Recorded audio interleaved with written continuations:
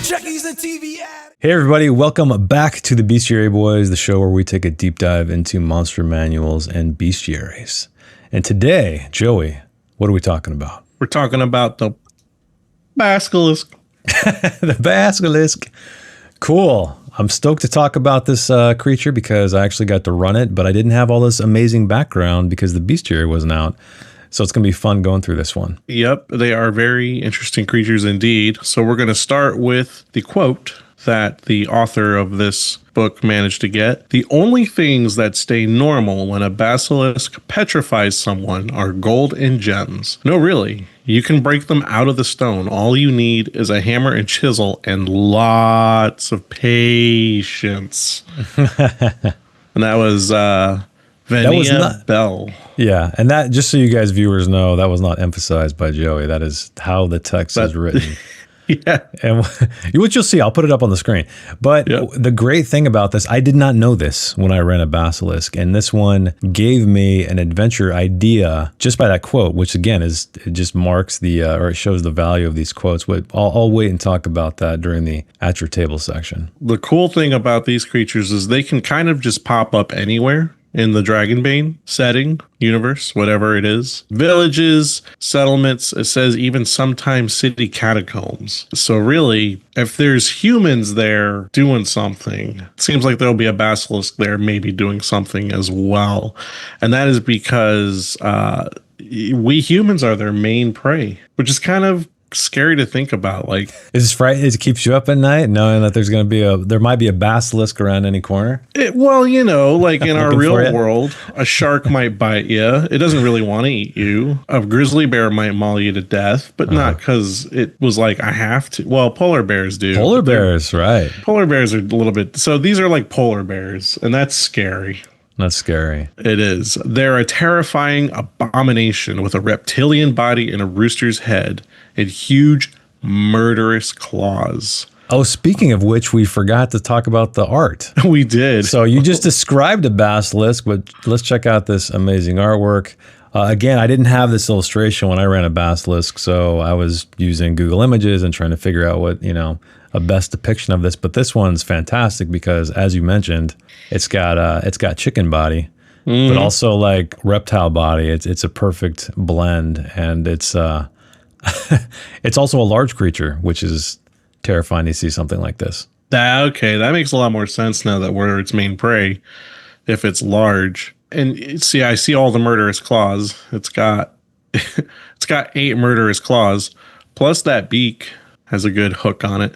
Yeah, I guess it's very like raptor-like, velociraptor, and the feathers and stuff, and except larger, quite a bit larger, I would say. And I like that its tail is kind of like, I don't know, it just looks like it got stepped on a lot. It's kind of bendy. Well, it's probably because it has a whip attack, which we'll get to shortly, but it uses its tail as part of its attacks. Well, yeah, your tail would look pretty messed up if you hit it on stuff all the time. Yeah, I love the armored stuffs. Yeah, it's great. Something else cool about them in this little description is that it has poisonous breath and, of course, a gaze that turns victims into stone. For something like this creature here, I'm kind of mixing it up in my head with the typical cockatrice monster, which those tend to be depicted as smaller creatures, I think. I don't know. It's been a while since I looked at other monster manuals, so seeing that this one is large, actually that's a big surprise for me. But what can this large murderous bird do to us? All right, let's talk about it. First and foremost, ferocity of 2, so just 2 attacks per round. It's large, as we've been talking about. It's got decent movement, 16, so it can really bob and weave like around the labyrinth or dungeon. It's got 6 armor, which is kind of surprising to me, honestly, because granted, it does have scales, like a scaly hide, but in this illustration, it looks very feathery. I'm guessing there must be a lot of heavily armored scales beneath the layer of feathers. It also has 38 hit points, so not crazy, but formidable for sure. But my favorite thing is that this thing is afraid of chickens. They're terrified of chickens, as written right here. Their ferocity decreases by 1 if such a bird can be seen within 10 meters, and they will not attack a person carrying a hen or rooster if there are other targets available. A player character can recall this weakness with a successful beast lore roll. So it's another cool way in Dragonbane to give the characters extra information. A lot of this stuff is sort of hidden behind the scenes, unless you are a scholar of some kind in other games, but I really like in Dragonbane how they allow the characters to kind of learn these traits. And honestly, the afraid of chickens trait it's hilarious because I ran that situation and it's absolutely bonkers in the Dragonbane campaign. I just picture people running around with chickens trying to fight this giant creature. So it's going to be like a Three Stooges skit, I feel like. A terrifying one though at that.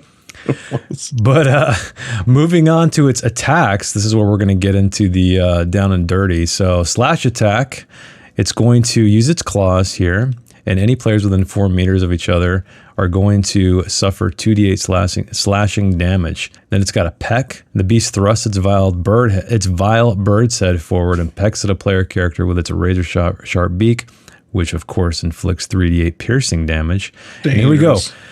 Dangerous, man. I know, it's crazy. And then Cock-a-doodle-do, this is when the basilisk lets out a cacophonous crow that pierces the player characters and makes their ears bleed. I like that visual. And everyone within 10 meters must make a con roll. And on a failure, a victim falls to the ground, becomes dazed, which is a condition, and loses their turn in the round. So that's pretty brutal. That is. I guess the one thing I'm unsure of is, will the conditions stack after that? Because often when you take a condition in Dragonbane, if you've already taken that one and you have others to take, you got to take another one. So I'm wondering if the days thing is just kind of a one-off and you wouldn't continually stack conditions. My guess is no. Yeah, probably not. Yeah. But the next one is whip attack. So this is what we're talking about, the tail. So it's got a snake-like tail and it uses it as a whip, and it's going to be against all adventurers within 4 meters, and each attack inflicts d10 bludgeoning damage, and anyone that is hit is knocked down. So this thing, it's pretty damn brutal if we're finding out. And then poison cloud, this was kind of a surprise to me. I wouldn't expect something like this to have a poisonous cloud, but this one does. So it's spewing a greenish yellow cloud that reeks of poison and corrosive stomach acids. Everyone, so it's like a gnarly burp with a little bit of aftertaste. Everyone within 10 meters is affected by the lethal poison with a potency of 15. That's strong. Again, that's really strong. So even this thing doesn't have crazy amount of hit points, but it's got a lot of armor and it's got some really brutal attacks. So I would not send this to players who are new. However, the funny thing is, that's exactly what I did in the campaign. Granted, they chose to go to that adventure site, but they fought this thing. And last but not least is the one we've been waiting for, is the petrifying gaze. So this is when a glow lights up in the basilisk's eyes as it turns its vicious bird's heads toward the player character who currently has the highest hit points. And if the victim can see, is not blind or blindfolded, and that becomes crucial in the adventure site, the Dead Eyes Cave. So if you guys are playing Secret of the Dragon Emperor, highly recommend that adventure. It's a short one, and it really demonstrates, you're up against the basilisk, so it really demonstrates the actions you can take or not take. But on a failure, their body turns to stone, and the victim can no longer move or perform actions whatsoever. But they can't take damage, which is a saving grace. That's great, because you could easily be screwed in that regard. But you die after 2d6 rounds, but you can reverse petrification with a successful will roll. And then you can roll once per turn as long as you're alive. But also, if you have a mage in your party, the Dispel power, or the Dispel spell, power level 1 can also undo petrification, but only if the victim is still alive. So really, really brutal and cool attacks this thing has. It is. You got either 2 rounds left to live or 12. Yeah, I know. It's pretty crazy. For at least in most amount of time. Yeah, I don't remember it being, it's been a long time since I ran that adventure, but I don't remember the fight being crazy brutal. But I'm not going to spoil it if you guys haven't watched it, or if you're a player who wants to play it, because there's some key things that you need to know when facing that thing. But anyway, next, Joey, let's talk about the random encounters and adventure seats. Yeah, so for the random encounter, we have a description here. Rounding a bend in the path, the player characters walk straight into an unpleasant scene.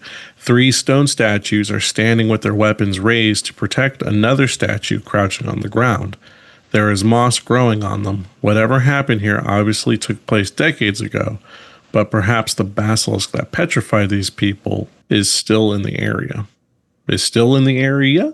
Because it's a question mark. Oh, I know, right? But perhaps. So yeah, it's just really for this random encounter, it's like you're going to fight a basilisk and here's a nice little set piece. Or not, right? It's a question. It might not be here. These might just be the remnants of it because it does say it's been a long time because they're all moss covered and stuff. So I like adventure, or I like random encounters where there's always a question, where you're always thinking, is there something here now?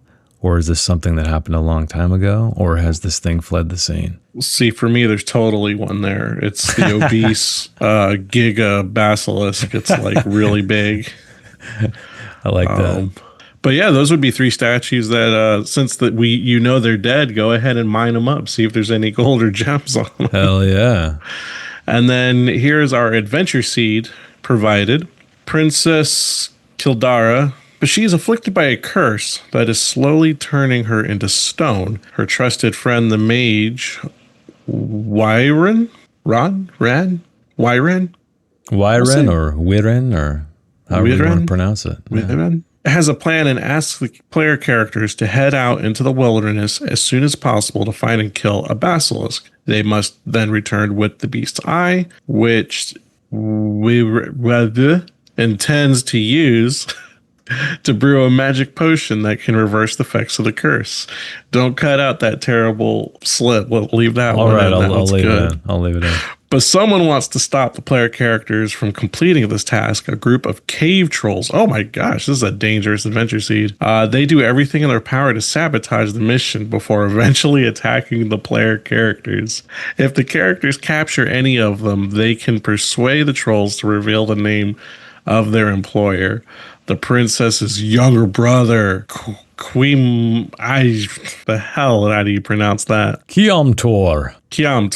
Oh yeah, that is how you'd pronounce it. Thanks for being smart. The brother keeps a basilisk trapped in a ruined wing of their shared castle and is using the beast's power as part of the curse he has placed on his sister. Wow, what a cutthroat campaign, or like it says, it's an adventure, but it's like that could become a little mini campaign for sure. Yeah, you have a lot of I guess you have, not only are you trying to get the basilisk eyes, but then you're up against the brother. So you have 2 things. One thing I like about this adventure seed, though, is they did explain both sides. Like sometimes in these adventure seeds, they'll give you all this, but they don't really disclose the motivations, which are obviously easy to come up with. But I like that they did that here, so you can play with that. You can develop that even further.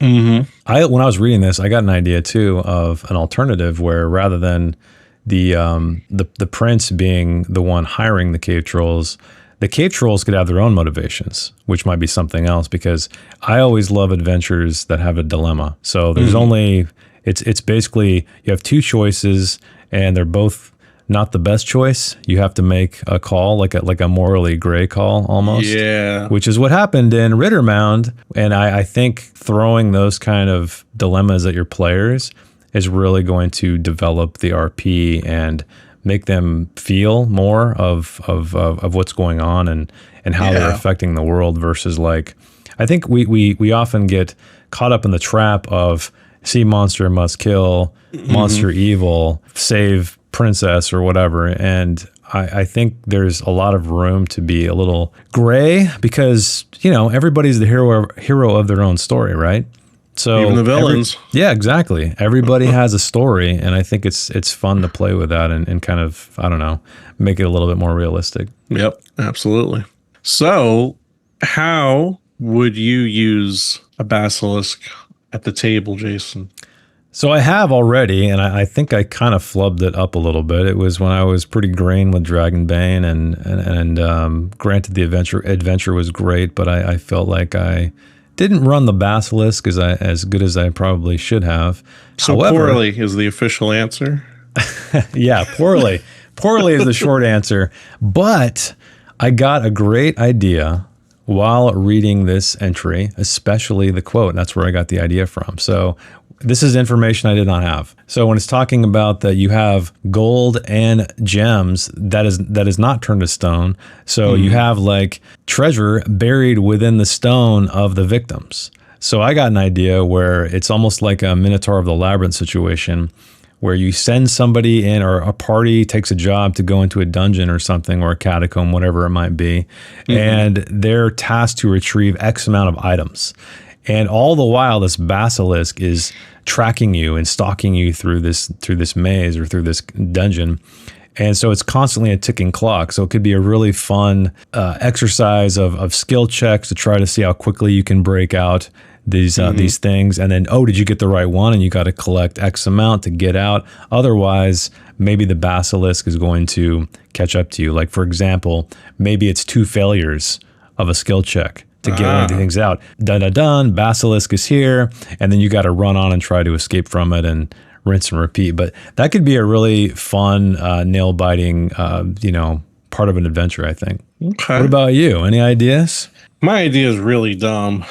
So, but I'll go ahead and talk about what it would be. So I think I would, just for fun, use it like in a little one shot where there's like a carnival or something in town. And one of the games that the carnies have is pin the tail on the basilisk. And it's safe to play because you are blindfolded. But then I would just have it where it breaks free from what it's breaks free from its restraints, and it starts turning people in the carnival into stone and stuff. Like, I would literally just have a basilisk attack a carnival just for the joke of pin the tail on the basilisk.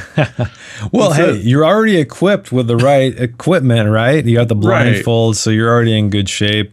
That would be a really fun one, I think, and it could be really dark, right? I mean, again, you could propose like a dilemma, like maybe this basilisk was stolen away from its nest, right? As a hatchling, and it's grown up behind bars, and so you may have developed kind of a sense of empathy for this creature, or maybe you meet somebody at this carnival who knows the true story of the basilisk, and so you're like, do we kill the basilisk and save everybody? Do we let it go? Is it a creature? Should we care for it? Again, I'm a sucker for this kind of stuff because I think it's not just must do X, right? It's like, or this or that. You don't know the whole story, and then it gives players agency to make the decisions on how the world is affected. Mm-hmm. And I think if I were to put basilisks in my game, one way I would do it is I would probably have them be mounts for lizard folk. That's very Final Fantasy of you.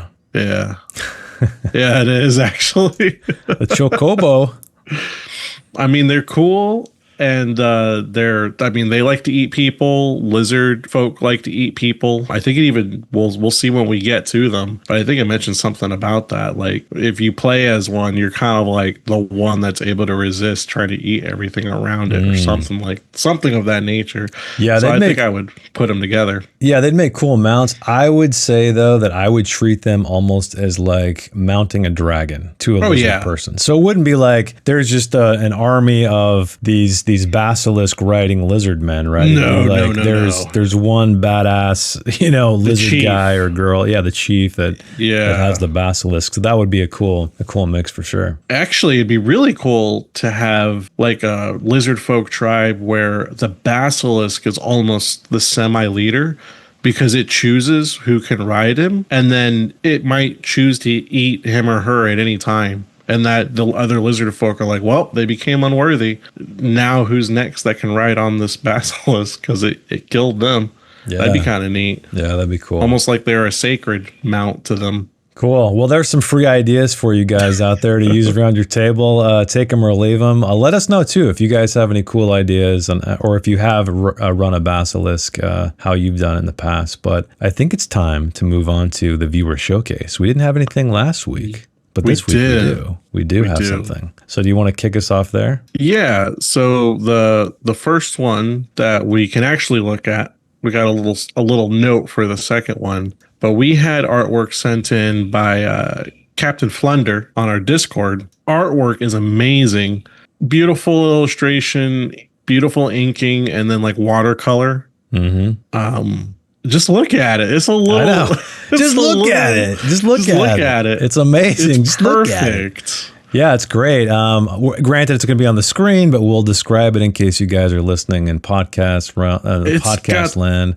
It's got a little tiny body with these little legs, so it's kind of the inverse of the depiction that's in the current bestiary for Dragonbane. So it's very serpent-like, which is sort of what I'm more familiar with basilisks being versus the one in Dragonbane. So it does have a more lizard-like body with the smaller, like chicken-like legs, but it has this crazy, grotesque, like almost dazed looking, hypnotized chicken, rooster head, basically. And I like the way the what's the thing on the top of the rooster head? What the hell is that called? No, it's not the gobbler. That's the under the thing. Anyway, whatever that is, it's like deformed and mutated looking. It's like just these nasty appendages coming out of the top, and almost like horns. Yeah, and it's coiled around this large stone. So really, really cool stuff. I'll also link Captain Flunder's Instagram down below and stuff, so you guys can check out his other stuff. He's got a lot of really cool illustrations. So yeah, thanks, man, for submitting that. It's really damn cool. I want to take it home. You want to take it home? If I saw that in the wild, I would take it home. You might not make it home, though. You're the prey. You're the primary prey, we've learned. This one's little, though. This one's little? I just grab this one. Maybe this is the one that was stolen and taken into the carnival. Yeah. There you go.